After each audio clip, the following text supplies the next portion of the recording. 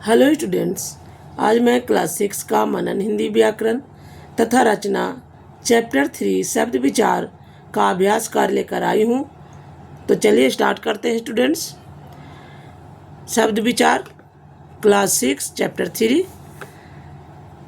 निम्नलिखित प्रश्नों के उत्तर मौखिक रूप में दीजिए। का में है। पहला क्वेश्चन है, शब्द किसे कहते हैं? तो आंसर होगा वर्णों के सार्थक समूह को शब्द कहते हैं। दूसरा क्वेश्चन है, शब्द को कितने आधारों पर बांटा जा सकता है? तो शब्द को 4 भागों में बांटा जा सकता है। शब्द को 4 भागों में बांटते हैं, उत्पत्ति के आधार पर, रचना के आधार पर, अर्थ के आधार पर तथा प्रयोग के आधार पर। ठीक। तीसरा में है रूढ़ शब्द और यौगिक शब्द में अंतर। तो रूढ़ शब्द वे शब्द होते हैं जिनका प्रयोग किसी निश्चित अर्थ के लिए सदा से होता आया है तथा जिनके खंडों का कोई अर्थ नहीं होता। ये शब्द किसी विशेष अर्थ के लिए रूढ़ यानी स्थिर हो गए हैं। यौगिक शब्द 2 या 2 से अधिक शब्दों के योग से मिलकर बनते हैं। इनके खंडों का अपना अलग अर्थ होता है, यानी कि जो भी खंड होंगे दोनों खंड का अलग अपना अर्थ होता है। रूढ़ शब्द में खंड करते हैं तो उसका अर्थ नहीं होता, लेकिन यौगिक शब्द में दोनों का अर्थ होता है।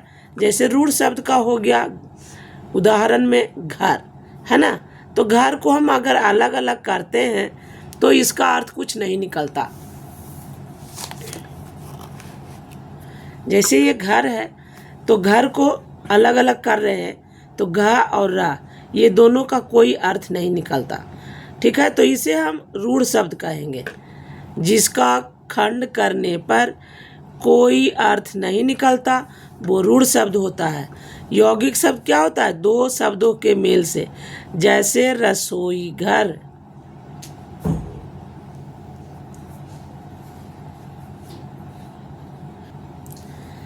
तो यहाँ हम रसोई और घर दोनों को अलग अलग करते हैं तो दोनों का अर्थ निकलता है। रसोई का रसोई होगा और घर का घर, यानी रसोई बनाने खाना बनाने वाला घर, है ना। समझ गए। अब चौथा में है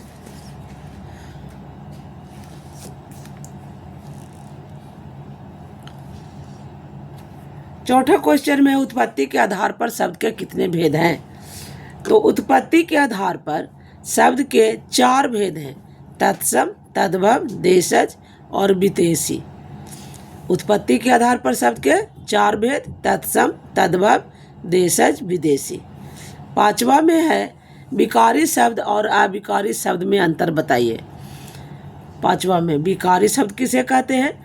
विकारी शब्द वे शब्द होते हैं जिनका लिंग, वचन, कारक आदि के प्रभाव के कारण परिवर्तन हो जाता है। जैसे संज्ञा, सर्वनाम, विशेषण, क्रिया आदि शब्द। क्रिया भी बदल जाते हैं, संज्ञा भी बदल जाते हैं, सर्वनाम भी बदल जाते हैं और विशेषण भी बदल जाते हैं। विकारी शब्द में कौन कौन आते हैं? संज्ञा, सर्वनाम, विशेषण और क्रिया भी। अविकारी शब्द वे शब्द होते हैं जिन पर लिंग, वचन, कारक आदि का कोई प्रभाव नहीं पड़ता। ये शब्द किसी भी प्रकार के वाक्य में एक जैसे ही रहते हैं।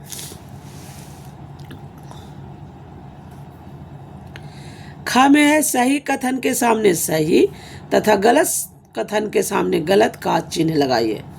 तो वर्णों का समूह शब्द कहलाता है, तो ये सही है।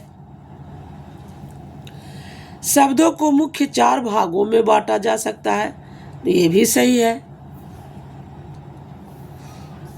तीसरा में है एक दूसरे के समान अर्थ प्रकट करने वाले शब्द विलोम शब्द कहलाते हैं। एक दूसरे के समान अर्थ प्रकट, तो ये समानार्थी शब्द हो जाएंगे, तो ये गलत है। एक से अधिक अर्थों को प्रकट करने वाले शब्द अनेकार्थी शब्द कहलाते हैं, तो ये सही है। संस्कृत भाषा के वे शब्द जो हिंदी भाषा में ज्यों का त्यों आ गए हैं तत्सम शब्द कहलाते हैं, ये भी ठीक है। 6वां में जो शब्द देश की क्षेत्रीय बोलियों से हिंदी में आए हैं वे विदेशी शब्द कहलाते हैं। तो ये गलत है।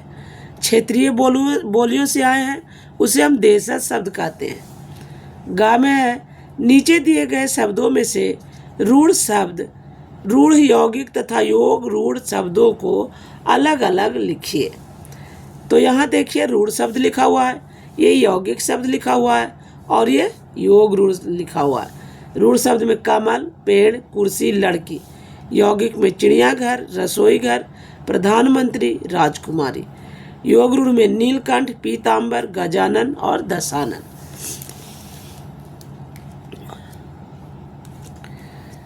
घ में है निम्नलिखित तत्सम शब्दों को उनके तद्भव रूप से मिलाइए।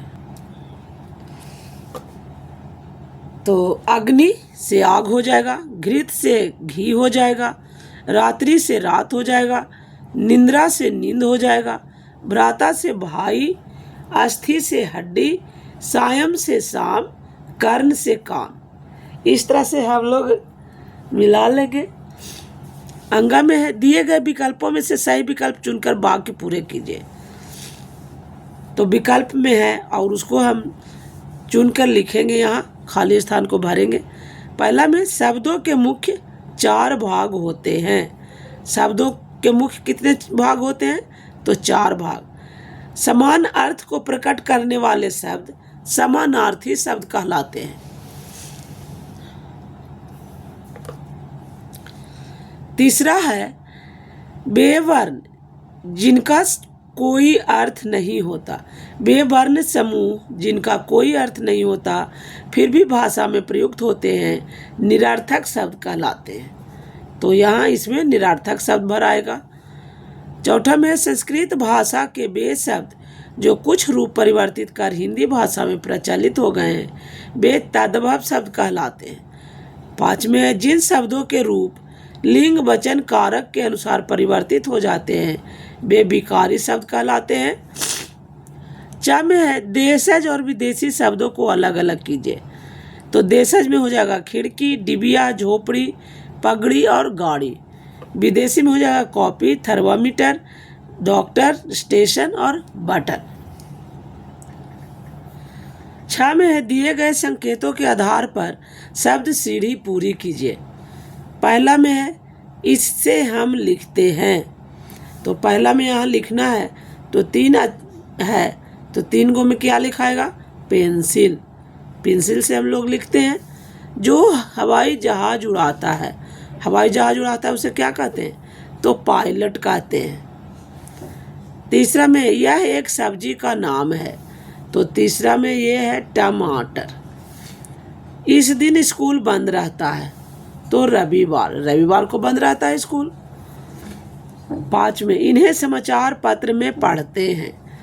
तो समाचार। 6 में इसमें जीवन हो। तो 6 में हो जाएगा सजीव। सजीव रहता है उसमें जीवन होता है। 7 में इसे साधु जपते हैं। तो क्या जपते हैं? माला जपते हैं। तो स्टूडेंट्स इस चैप्टर में इतना ही है। सारा क्वेश्चन मैंने करवा दिया है स्टूडेंट्स। आप लोग अपने नोटबुक में इसे नोट करिएगा और याद कीजिएगा। तब तक के लिए थैंक यू। अगले वीडियो में मैं संज्ञा चैप्टर 4 का वीडियो डालूंगी, उसे भी देखिएगा। तो थैंक यू फॉर वॉचिंग।